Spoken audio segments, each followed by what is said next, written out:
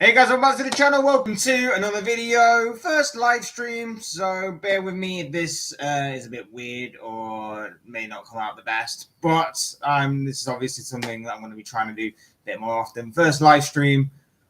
Obviously, get into the comments about anything football related. We're going to be talking about a few things on this transfer deadline day. Mainly, Jorginho going to Arsenal. Who saw that coming before yesterday? One of the most bizarre transfers, I think, in my opinion, at least, of this transfer window. We're going to be talking about how that looks like it's opened the door even more so for Enzo Fernandez to come to Chelsea. And we're going to be talking about yesterday's breaking news of Joao Cancelo. Again, another one that seemingly came a little bit out of the blue in terms of Manchester City losing or letting go, shall we say.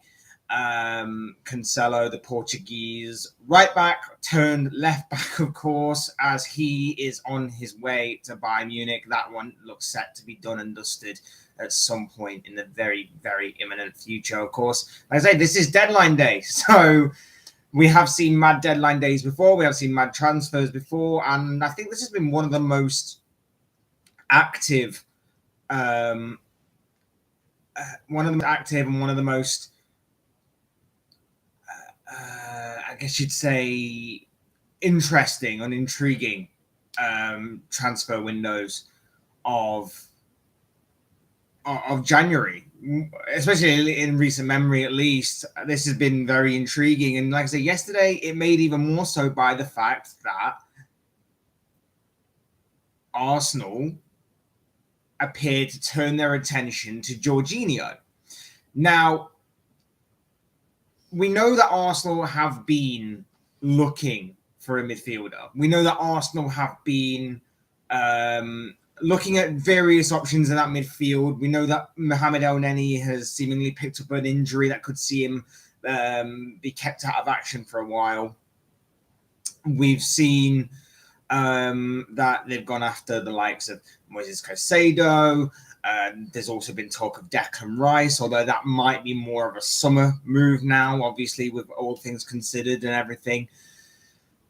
And then yesterday, out of the blue, Jorginho came up. Now, don't get me wrong. I think Jorginho is a fine player. He keeps things simple, keeps things ticking over in that midfield. He's not anything majorly flashy. He just keeps, like I say, things simple, keeps things ticking over, holds that defensive line, holds that defensive midfielder position well, and can often sometimes be a bit creative, and also notorious for scoring penalties. But like I say, I didn't expect this. I thought Arsenal had moved on from the sort of banterous era of a retirement home for Chelsea players. Obviously, having said that, you look at Willian currently at Fulham, and he seems to have had a new lease of life be brought into him. But yeah, there was a time where obviously Arsenal were going after Chelsea players of old, and it was a bit of a banter era for Arsenal. Now, I'm not saying this will happen again, and I think for Arsenal fans, I imagine they're maybe a little bit torn because they may actually feel like, again, they're going after a Chelsea player who isn't exactly getting any younger. He's 31 years of age, and he's not. If I was an Arsenal fan, I wouldn't feel like this is a player who would get me excited, get me off my seat. But I can understand why they go for it. Like I say, there's been talk of Moises Caicedo, there's been talk of Declan Rice, big money signings that seemingly are not going to be materializing at this point, and especially with the transfer deadline days so close to ending. Jorginho is more of a realistic, and obviously for financial wise, obviously a better option in terms of that aspect.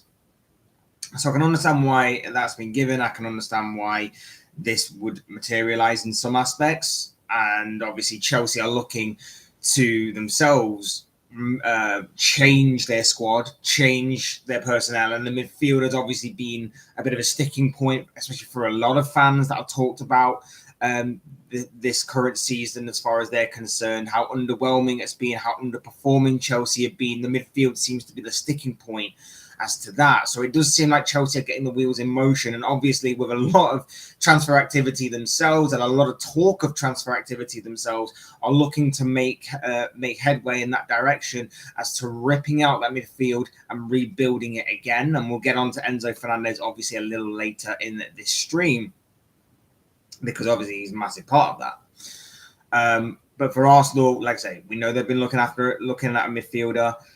This does seem to be obviously a short-term solution thing. There's the talk from David Ornstein is that this is a £22 million move that Arsenal have Arsenal and Chelsea have agreed upon. There's also an 18-month contract with an option after that to buy. So in case he has a very good year and a half at Arsenal and is a big player for them, obviously they can choose to extend his contract, which is pretty smart on their part. But yeah, like I would be a bit torn. I genuinely would be a bit torn, because I would be saying, I can see why they bring him in. That kind of position, Premier League experience, holding that midfield line, nothing too crazy, keeps things simple. I just don't think in an Arsenal midfield that is aggressive, that is physical, that presses very, very well, he may fit in with that. He can provide a different option. Of course he can. Of course he can provide a different style of midfielder, and that could also create options for Mikel Arteta to use in various games, and obviously in certain scenarios as game plays out in terms of substitutions and everything. Just not too crazy on the idea of him being that main guy, and I don't think he will be that main guy. But of course, Arsenal seemingly in need of a midfielder, like I say, with Mohamed El Neni being injured. Of course, with the likes of, the risk of injury happening to other players, and obviously it adds depth. And obviously with the Europa League restarting again very soon for Arsenal, them heading into a big title challenge, you wouldn't take it against them to not roll the dice on this, to not take the gamble on this particular player. And let's say, I would suggest, don't take recency bias into account. Don't take Chelsea bias into account. I just don't think he's suited the kind of styles of recent managers. You could see under Sarri that he was obviously the key player, and that's why when Maurizio Sarri came in at Chelsea and brought him in and took him with him, obviously he was a key part in that system. And then obviously since then, Chelsea have had a couple of managers that Jorginho just hasn't quite worked out in, at least not in a consistent term. The likes of Frank Lampard and Thomas Tuchel, and obviously now more recently, of course, Graham Potter. It just doesn't seem to be a good fit for their style. Ironically, I don't think it would be a perfect style for Mikel Arteta as well, but it will provide him, like I say, midfield options, a different type of midfielder, and so on and so forth. And we'll just have to see how it goes from there. But it does seem Jorginho will very much complete his move to Arsenal. He'll be making the trip across London to join Arsenal on this transfer deadline day, providing all medicals and everything else gets over the line. Now, in the sort of follow-up, does that now even more so open the door for Enzo Fernandez to come in at Chelsea? Of course, this is a player that has been heavily linked with Chelsea throughout the course of this transfer window. Benfica have been holding out for over 130 million, it seems. It seems Chelsea might have got them down a little bit. Reports are suggesting that a £105 million bid has been put in by Chelsea, but obviously they could also have to negotiate a little bit higher than that. Some are saying it's 115 million.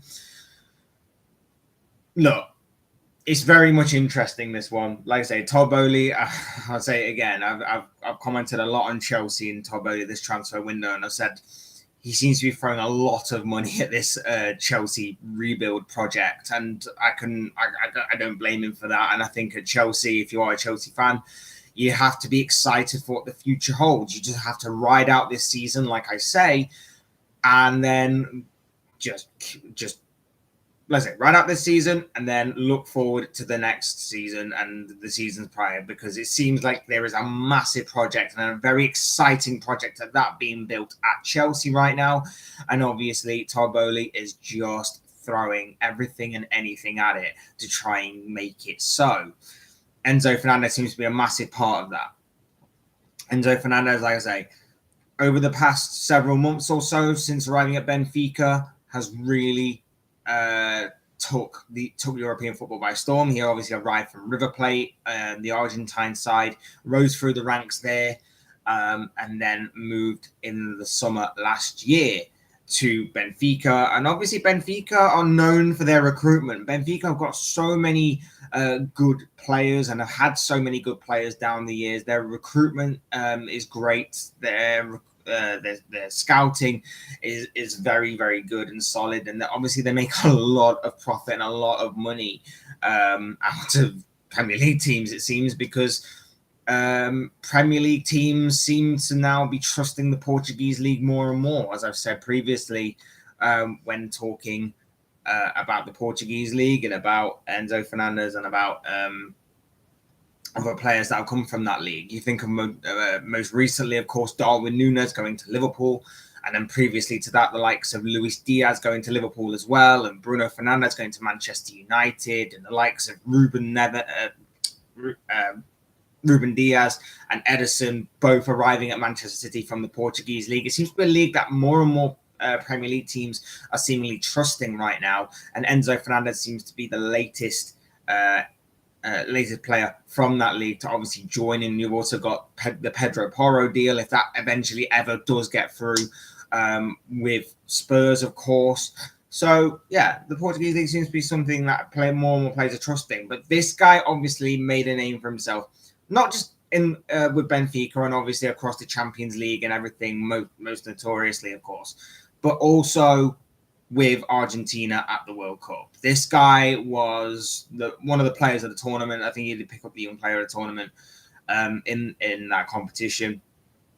He was incredible for Argentina throughout. He was so consistent, a joy to watch at times, and obviously helped Argentina a hell of a lot in obviously their World Cup, World Championship triumph. The intriguing thing, obviously, for me, is the price tag. It has to be. It's the most obvious thing there. The price tag is obviously very intriguing. If obviously it does come off. Benfica are obviously not a team that are in any kind of financial situations or danger or whatever. They are just a team that just a team to sit back. They know that obviously he's been picking up notoriety. They know he's been catching a lot of people's attention and he's on a lot of clubs' radars. But they weren't worried at all. And they wouldn't be. If you've got excellent scouting, if you've got excellent recruitment, you wouldn't be necessarily worried. And obviously, you know you're going to get a massive fee for him, whether it be this January or whether they were going to try and hold out until the summer. They knew that they were going to get a massive fee either way. And with that being said, obviously, there's a lot to this. There's a lot to there's so much to this story and how he could improve this squad and how obviously he's for the long term. He's quite a young player still, long term future wise.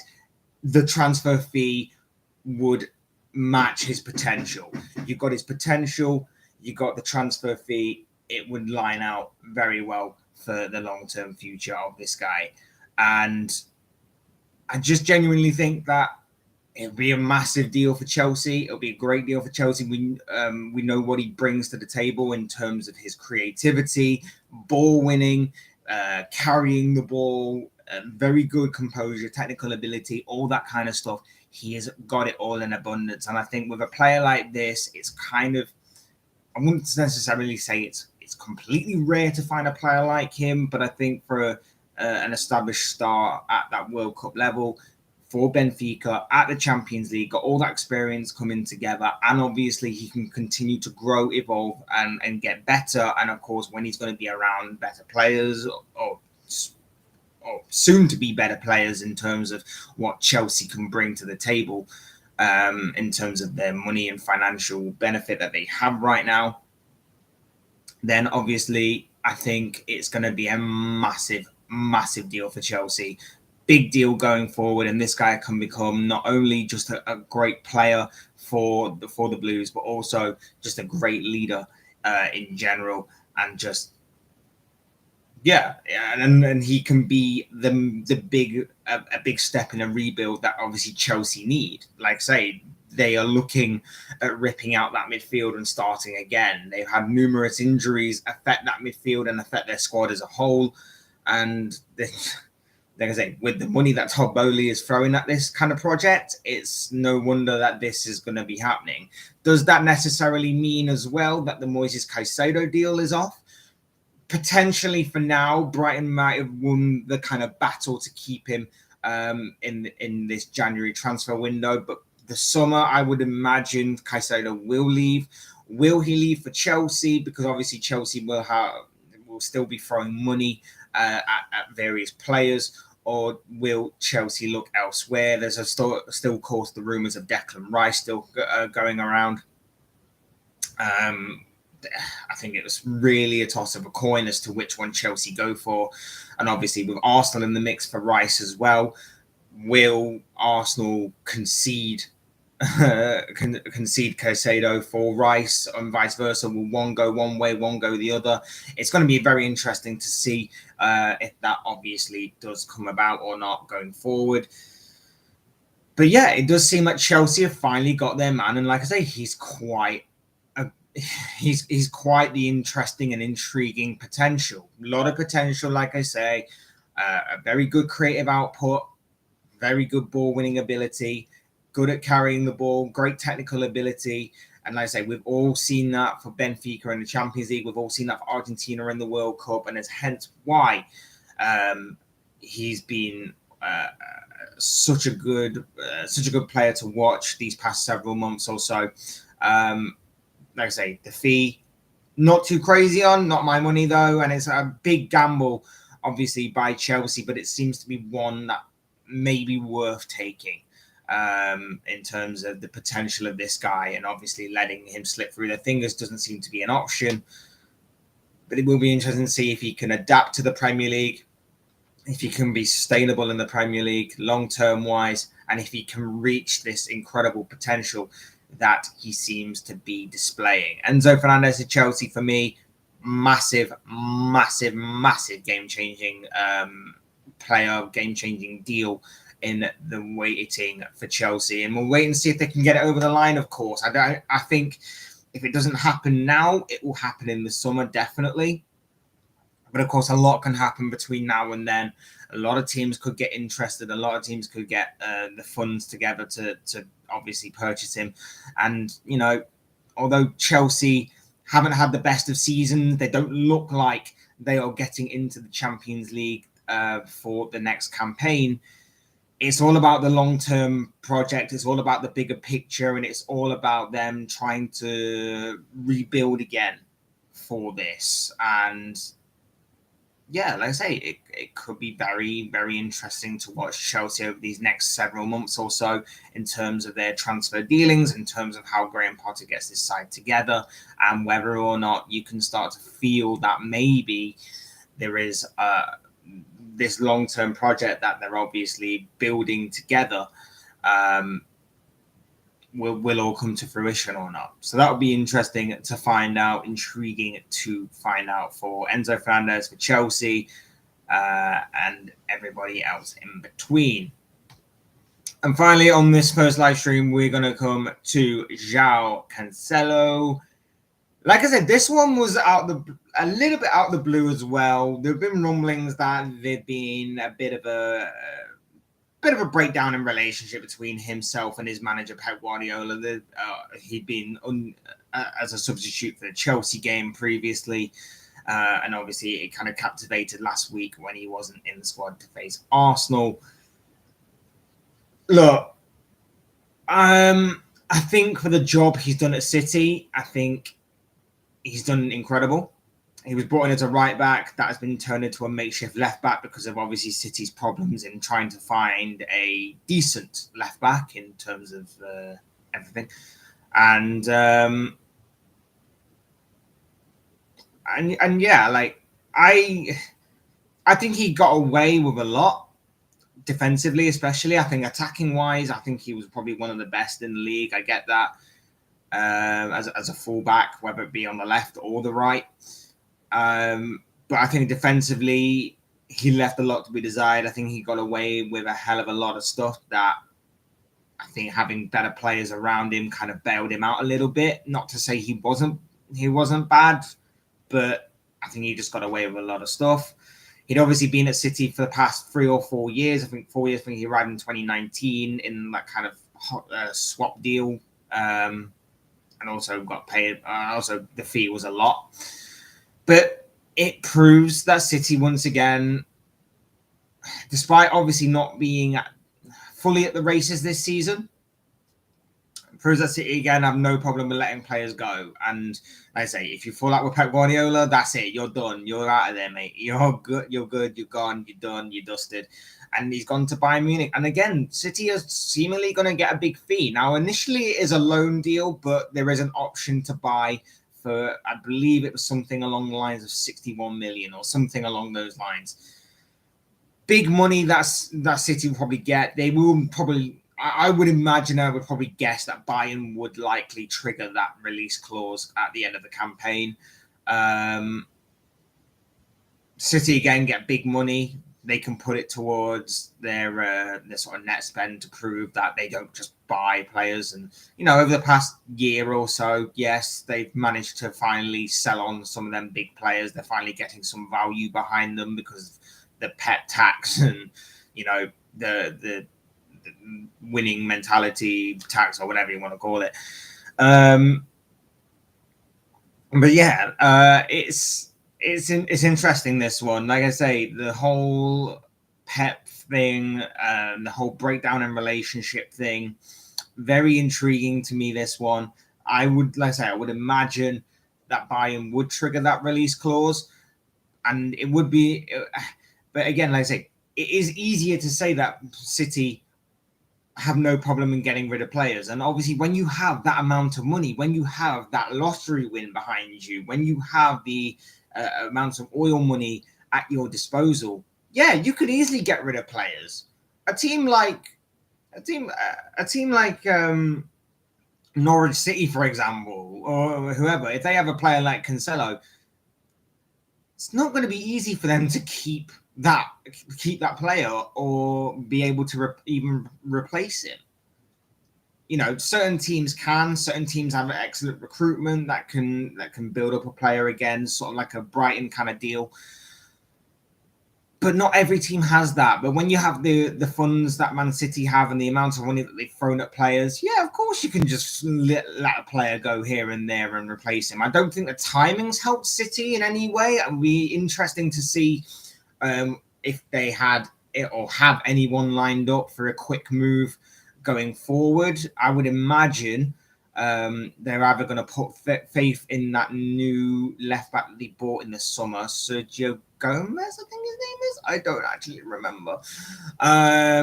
Or whether they're going to just play Nathan Ake there. Of course, Zinchenko's with their rivals Arsenal now.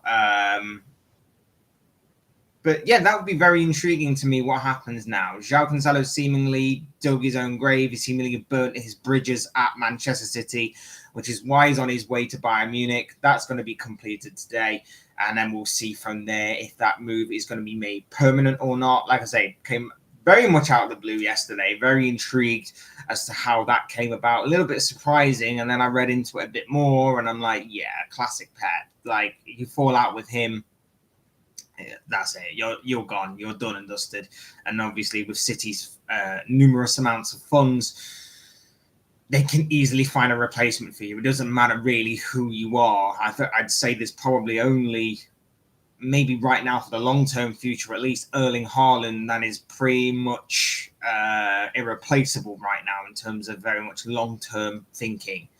Obviously, you can probably buy in a Harry Kane or something if you were to replace him, but long-term wise may not be the best solution for City the way that they're trying to transition. But it is interesting. And I think, again, if you're looking at this from an Arsenal perspective, I think you're looking at it from afar, looking at them and thinking there might be a few problems there. We know that City haven't been at the races for the majority of this season. We know that they've been